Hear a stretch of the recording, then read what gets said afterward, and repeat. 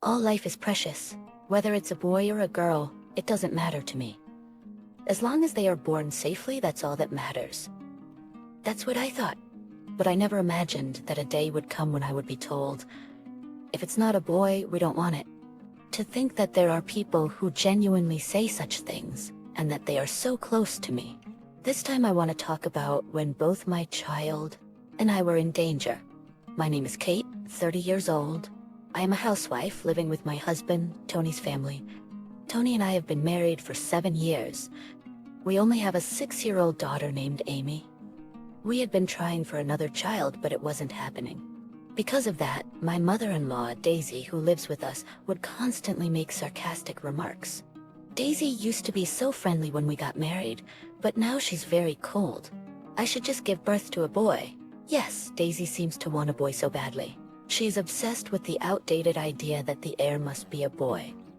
Because of that, she doesn't show much affection towards her granddaughter, Amy. My father-in-law, Even, is a doctor and the director of the local internal medicine clinic. His son, Tony, is an office worker. It's not like they come from a particularly special family where male succession is crucial.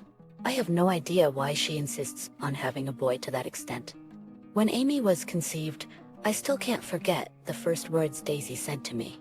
Oh, it's a girl. It was as if she wanted to add, well, then we don't need her, with that indifferent tone. Her friendliness seemed to fade away from that moment on. Since then, Daisy has been constantly asking, when will the next one come? As years went by without conception, the pressure intensified. If we were living separately, I could have found excuses to avoid Daisy. But I live with my in-laws. There's nowhere to escape. Relatives, neighbors, celebrities. Whenever I hear someone has given birth to a boy, Daisy lets out a heavy sigh. Well, isn't that nice for them? When will it be our turn to conceive?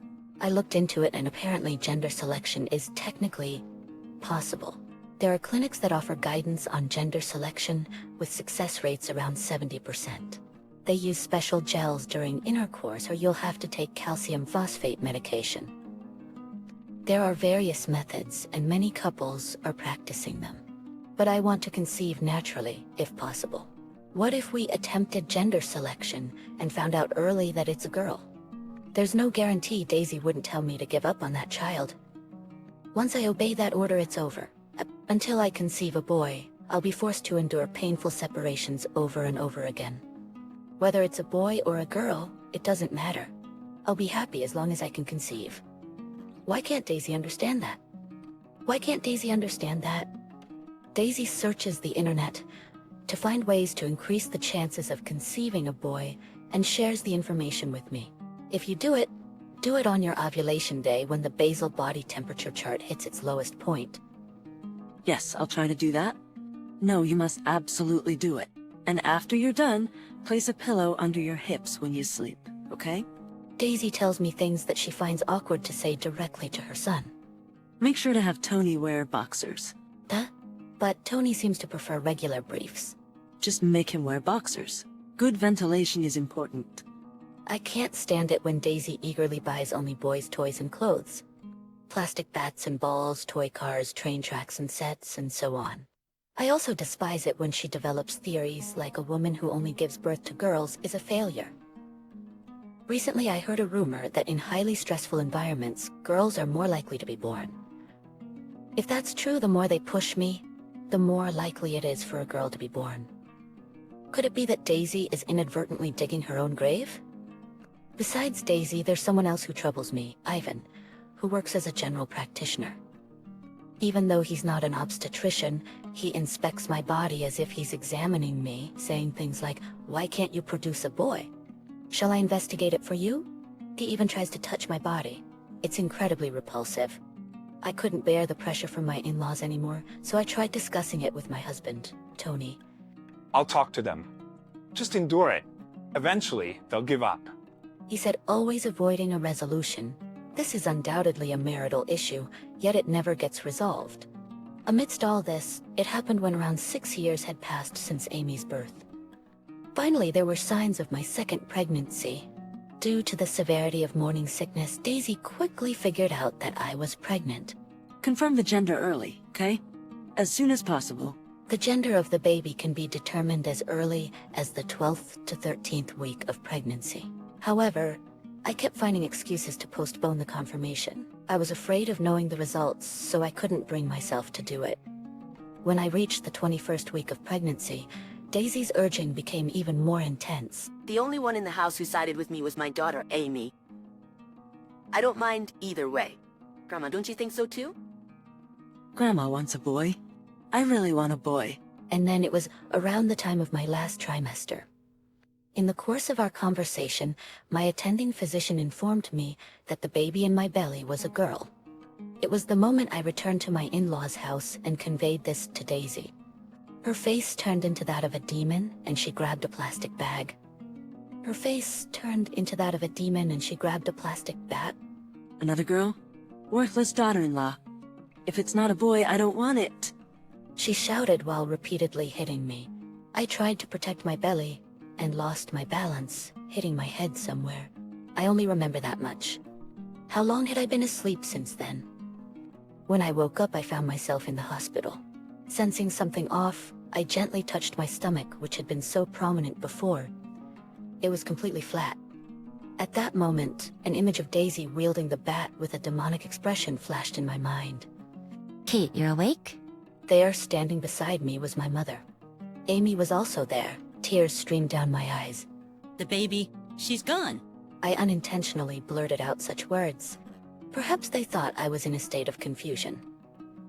The baby is in the neonatal intensive care unit. Kate, you had an emergency C-section. I was further surprised to learn that it was Amy who made the emergency call, not Daisy.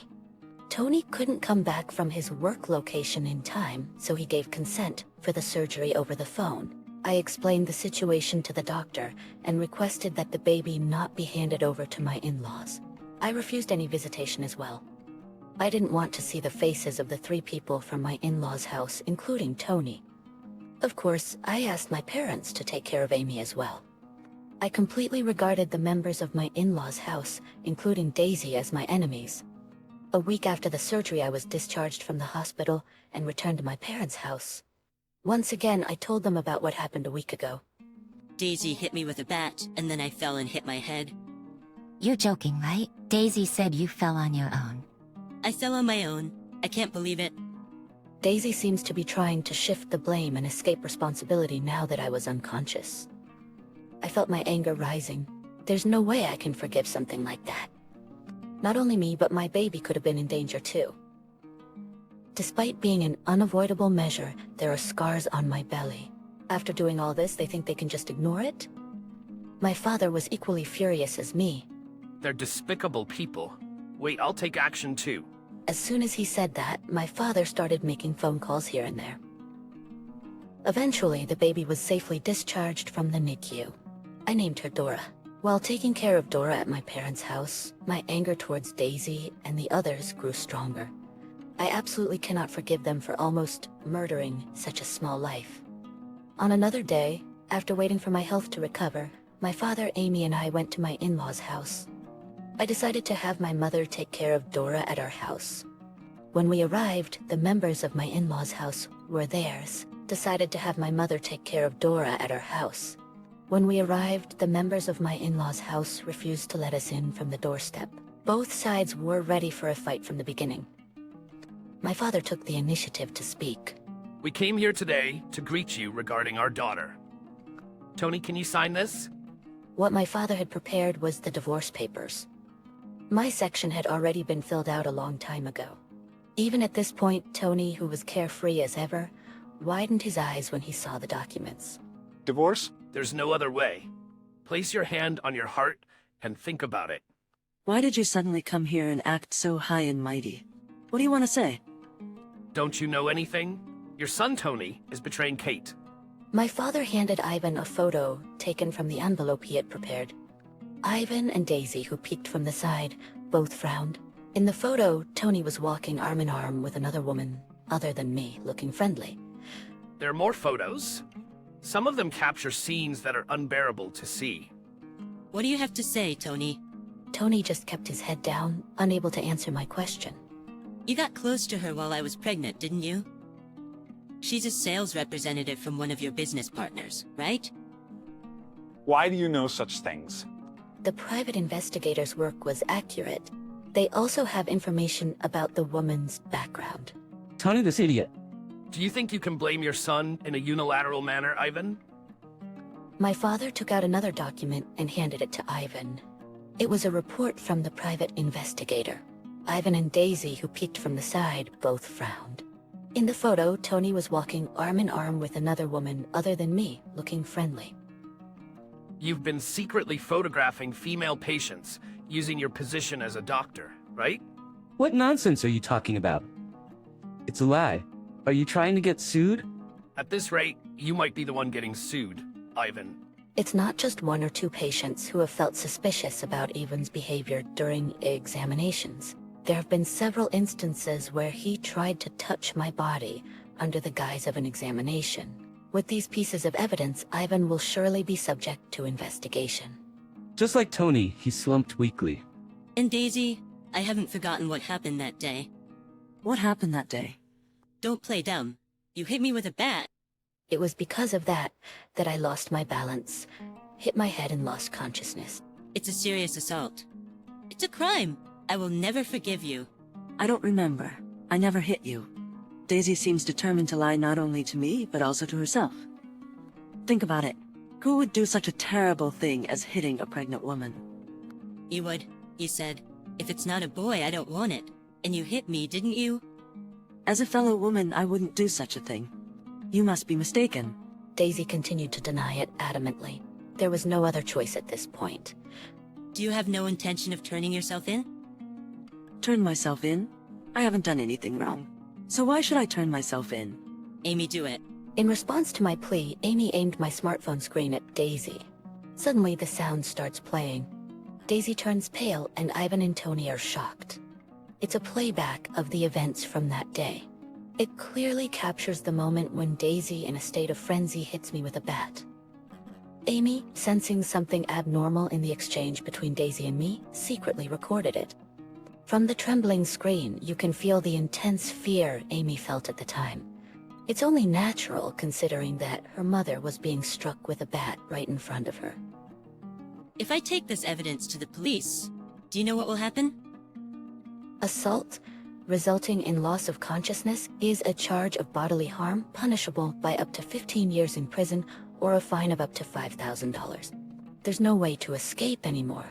Daisy covers her face and collapses on the spot. Kate, I'm truly sorry. Look, I apologize, please. Even if you apologize, I have no intention of forgiving you. You should pay for your sins. Tony, it's time to give up. Afterward, the divorce was successfully finalized. Amy and I severed ties with the in-laws. The fate of the 3 former in-laws was tragic. Tony's affair became known to both the company and business partners, leading to severe consequences for him. The fact that his affair partner held an important position in a business partner company had a significant impact. The business partner wanted to quickly calm the situation as it involved a matter of trust. As a result, all business transactions came to a complete halt. Tony's company faced a de facto ban as they were no longer welcome due to the involvement with such a significant business partner. Given the partner's importance, the company was at risk of collapsing if the situation persisted. Tony faced harsh criticism not only from his superiors but also from his colleagues. He was ultimately dismissed and faced a hefty amount of damages to pay. Tony ended up burdened with debts that he would struggle to pay off in a lifetime. Of course, he also had to pay me alimony. Similarly, he was being demanded alimony by the spouse of his affair partner. There were also child support payments to make, so he was in a difficult situation, stumbling and falling. There is one fortunate thing for both Tony and the people involved, including me. It is the fact that despite their small size, his family owned a hospital. Ivan had a considerable amount of assets. Most of the money that Tony needed to pay was covered by the funds from Ivan. They depleted all their savings, and Tony even resorted to borrowing money to make ends meet. As a result, the former in-laws were left penniless, with only their land and house remaining. Ivan was called in for questioning by the police regarding the voyeurism incident. During the subsequent investigation, the recorded footage was discovered, leading to charges of violating the nuisance prevention ordinance. Given that Ivan had quite a history of such offenses, he was heavily criticized. Normally, a violation of the nuisance prevention ordinance carries a penalty of up to 6 months or $5,000. However, Ivan was to face a much harsher punishment. Rumors about the crimes committed by Ivan spread rapidly throughout the community. As a result, patients started choosing other hospitals and clinics, causing a drastic decrease in revenue.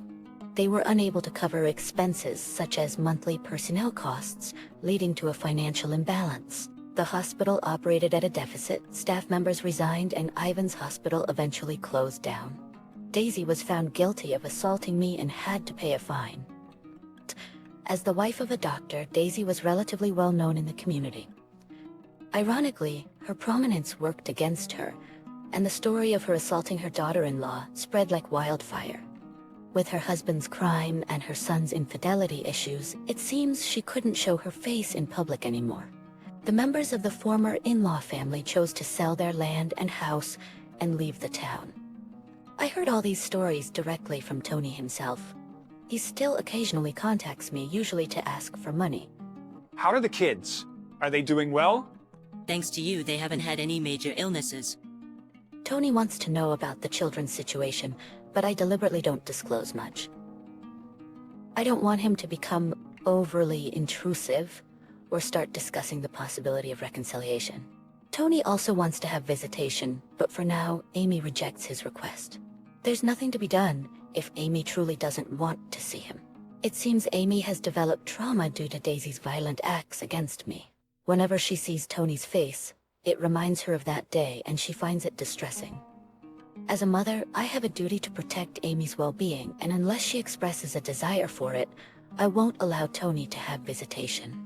I heard that Tony is currently unemployed and spends his days doing short-term part-time jobs to repay his debts to his parents. When his affair was exposed at work, Tony faced strong criticism from his superiors and colleagues. It seems that it deeply affected him, and he still feels apprehensive about being in a corporate environment. Tony feels like someone is talking behind his back, which affects his ability to work properly. My old man said he doesn't intend to work as a doctor anymore. He's gonna retire. Are you both planning to retire together? No, my mother is currently working as a part-time employee. She works at a nearby supermarket. It must be for the purpose of repaying their debts. It seems like she is trying to earn a living expense, even if it's just a small amount.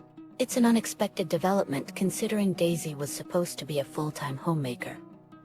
However, she is having a hard time mentally because she is being bullied by younger superiors and senior part-time employees. There are people who are plagued by relationship issues wherever they go, and Daisy is one of them. Given her self-centered and assertive personality, it's inevitable for her to cause problems with others. She will likely continue to be disliked and alienated by people for many years to come. Afterward, Tony's contact gradually became less frequent and eventually stopped altogether. Child support payments are still being made, so I assume he's alive somewhere. If he's too busy to make contact, that's fine.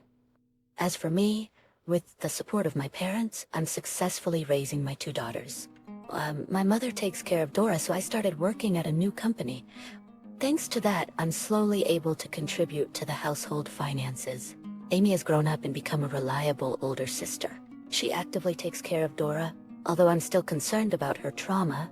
For now, there doesn't seem to be any major issues. The most important thing for the emotional growth of my children is for me, as a parent, to be in good spirits. With that in mind, I spend each day with energy and enthusiasm.